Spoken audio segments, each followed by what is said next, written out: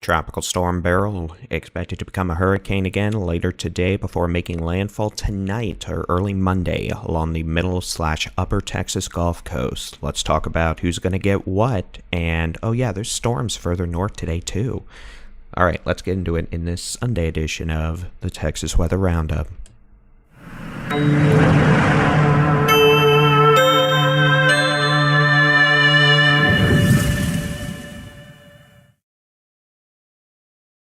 Thank you to Storm Pro Solution for sponsoring today's Texas Weather Roundup.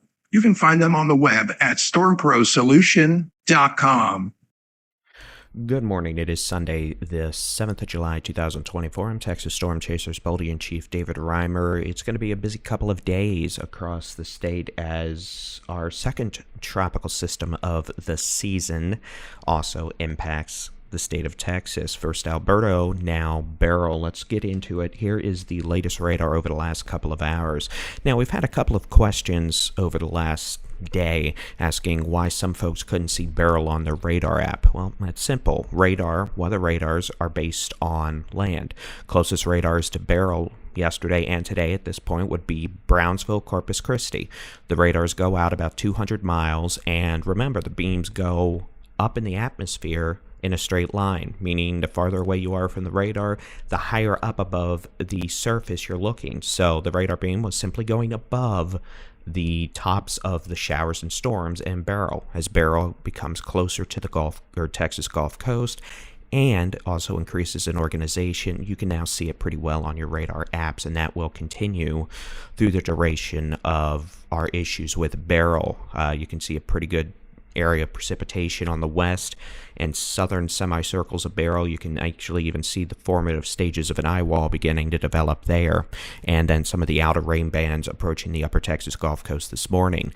Of interest as well, a complex of showers and thunderstorms, the far eastern Texas panhandle into western and central northern Oklahoma, kind of right on I-40 from near Shamrock all the way now to Oklahoma City.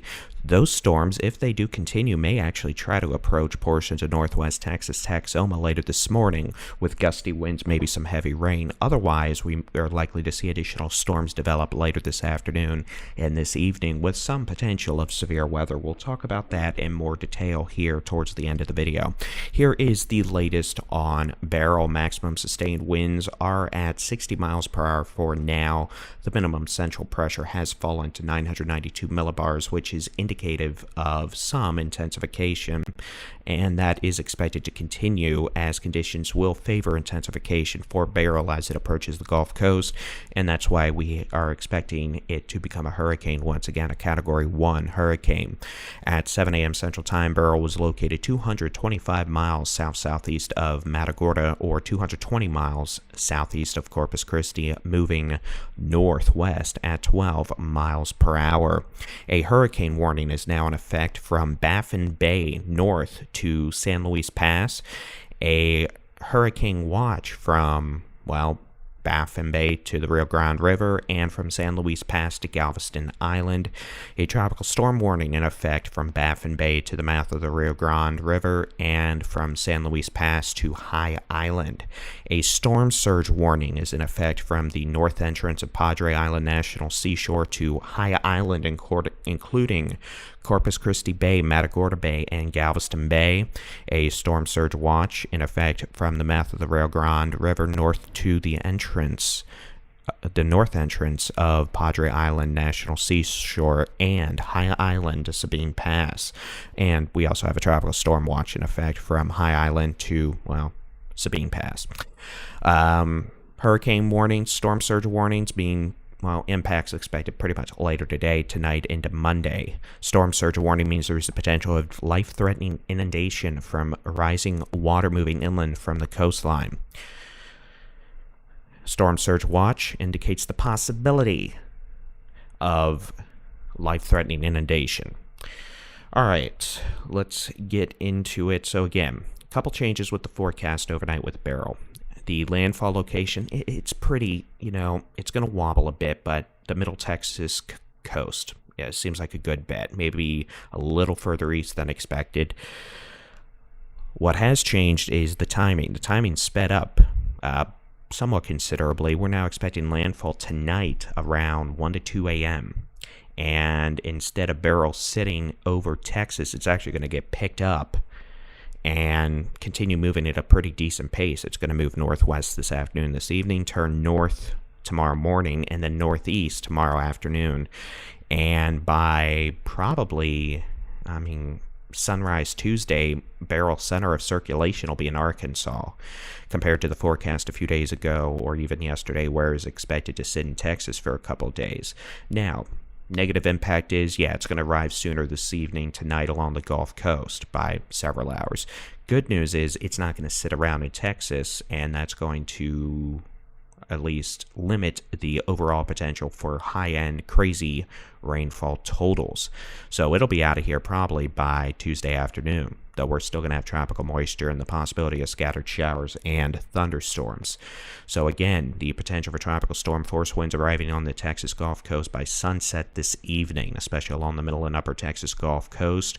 High tide, you're already going to start seeing flooding, and the storm surge will increase significantly as we get towards landfall late this evening, early Monday morning. Continuing to forecast the potential for 4 to 6 feet above normal tides from Matagorda Bay all the way to San Luis Pass to Galveston Bay. The potential for a couple of feet of flooding, kind of like Alberto, from the mouth of the Rio Grande all the way to Sabine Pass, almost to Cameron, Louisiana. So again, coastal flooding is likely pretty much along the whole Gulf Coast, especially during high tide, though the tide cycles are going to become somewhat irrelevant as we get closer to landfall, where we have the landfall location in areas just northeast. It's going to flood regardless. If it's during high tide, it's going to be worse. So again, dangerous coastal flooding, and that's going to be a big problem with this. All right, another issue we're going to be dealing with, the potential for severe storms. We've got two regimes of issues today. One, Panhandle, Northwest Texas, Texoma, even parts of West Texas. Scattered severe storms this afternoon, this evening. Redevelopment from an outflow boundary from storms ongoing this morning. The potential for hail and damaging straight-line winds. The tornado threat is very low at the Panhandle and Texoma activity. But we're going to have storms this afternoon. If those storms this morning continue along I-40, they may actually make it south towards Texoma later this morning. The tornado threat we're going to be watching for will be this evening, tonight, and the Monday morning along the middle Texas coast, the coastal bend, the coastal plain, southeast Texas, upper Texas Gulf Coast, including places like Corpus Christi, Victoria, Houston, Galveston. As we see the outer rain bands and, just individual cells move onshore this evening with Beryl, the threat for tornadoes will exist. They'll be fast moving. They'll be pretty quick to develop. They typically will not last long, but they will be somewhat difficult to warn for because they can spin up very quickly in a high low-level shear environment. The threat for tornadoes will continue and expand northward on Monday as Beryl moves inland and tracks north. Eastern, let's just say pretty much the Arklatex, East Texas, the Golden Triangle, Southeast Texas, the Golden Triangle, down to maybe the eastern Brazos Valley. The threat for spin-up tornadoes will continue for much of tomorrow as Beryl tracks north. The potential for a few strong to severe storms tomorrow afternoon with hail and gusty winds in the Big Bend and the Davis Mounds, kind of into the Trans-Pecos, from Van Horn to Pecos to Fort Stockton, Alpine, Marfa, Sanderson.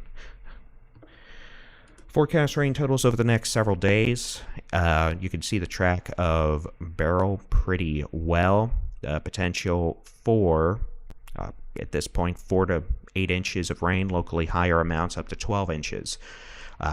Coastal Plain, Southeast Texas, Brazos Valley, East Texas, Arklatex, Eastern North Texas, into the Golden Triangle. Flooding, we're going to have to deal with some areas of flash flooding tomorrow into Tuesday, even with the faster forward rate of motion with Beryl. So again, even though it's been dry lately, for most areas, we're still going to have some flooding issues, and then we're going to have river flooding develop after the fact, and that'll continue for probably the next couple of weeks. Western 2/3 of the state, not going to deal with Beryl, but you are going to have scattered showers and thunderstorms at times over the next several days, including today. So we will have pockets of rainfall between 1/4 to up to 2 inches of rain. And again, if you end up under one of these heavier, slow-moving storms, you're going to get a couple inches of rain in the span of an hour. So it'll be one of those hit-or-miss scenarios that so often frustrate everyone, forecasters included. Here's the high-resolution rapid refresh model over the next couple of days, and really you can see again, yeah, we're going to have storms later this evening into tonight across the Panhandle, Oklahoma, Northwest Texas, West Texas. You can see actually a couple rounds of storms possible. It's even though Beryl's going to be moving across the eastern third of the state, you can see we're still going to have storms. Panhandle, West Texas, Northwest Texas, moving towards the big country, North Texas, Texoma, not associated with Beryl, but just, tropical moisture and stuff we were already going to have to deal with without, a hurricane. After Beryl moves inland, it will weaken quickly to a tropical storm, then tropical depression. We're going to have strong winds, strong wind gusts.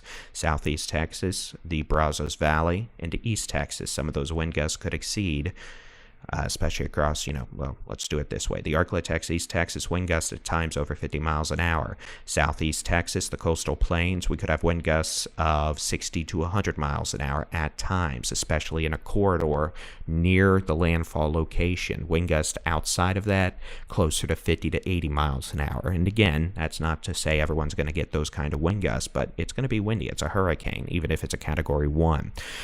You can see as the system moves onshore, it becomes better organized according to the HRRR, which is what we expect. You have an eye wall there, and then the system moves inland, and we see those bands continue to wrap around the area of low-level circulation. Even though it's going to weaken, the winds are going to weaken, the pressure is going to rise or fill, we're still going to have a well-organized area of low pressure moving to the north-northeast with showers and thunderstorms with heavy rain. And then you can see banding trying to set up. Someone in Southeast Texas is going to flood. That's a given. Same for East Texas. But if this is right, we're going to be mostly done with the tornado threat by late Monday afternoon, Monday evening, as the northern and eastern bands of Beryl move into Louisiana, Arkansas. And we're left with some of the wraparound precipitation on the western side of the circulation tomorrow evening, early Tuesday morning.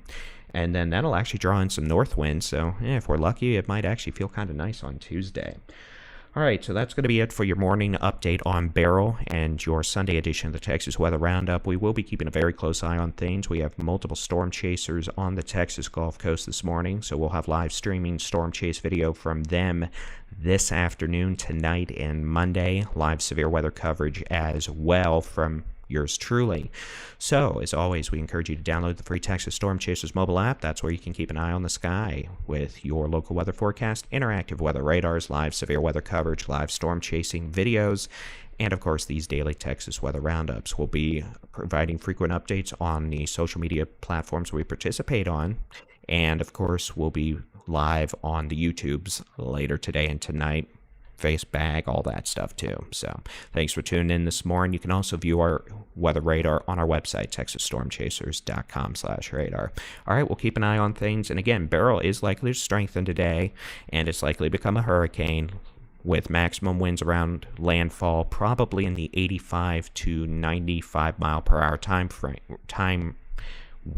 wind range. Words are difficult. So again, it's going to intensify. It's going to probably get a lot more organized before landfall, so that's not going to be a surprise, but it's not a Harvey. Let's make that abundantly clear. It's not a Category 4 hurricane. It's not going to be sitting over the coast of Texas for 4 days. So it's going to be okie dokie.